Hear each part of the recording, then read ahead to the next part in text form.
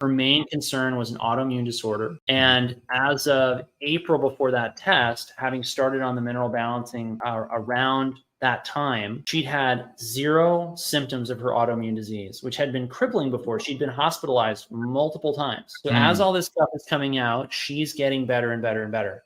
Now, what she really cared about was actually being able to conceive, which is what started her on this whole journey of trying to figure out why she was not well. So now we're going to switch to her most recent test. This test is from January or December of last year, and we just reviewed it in January. Her copper is coming down, her mercury is coming down, her aluminum is coming down. Everything's getting better.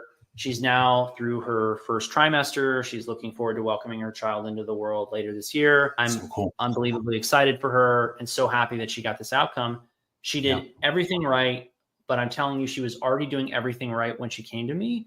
And it was the mineral balancing protocols that actually moved the needle, rather than just doubling down on more sauna, more pure water, more hydration, more exercise, more insert alternative integrated modality here, right? Okay, now I want to show you guys one of the worst tests I've seen recently. So this is a test from, I'm not going to name the city, but this is from a major American city, right? Lots of pollution. They've lived there their whole life.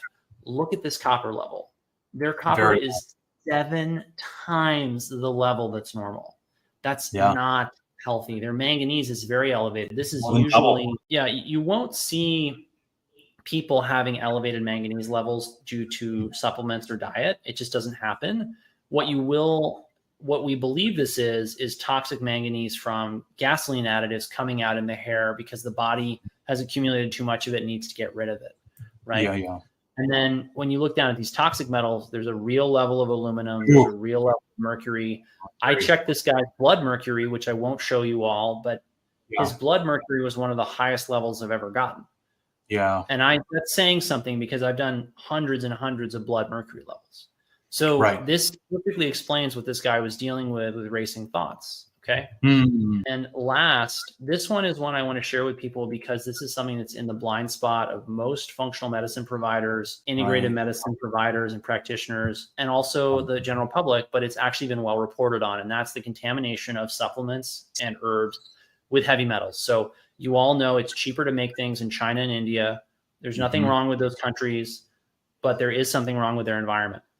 And there have been very well documented cases of contamination of significant proportions of consumer products. I'm not talking about 1 in 100. I'm not talking about 1 in 1,000. I'm talking about 20, 40% of consumer products being contaminated with heavy metals.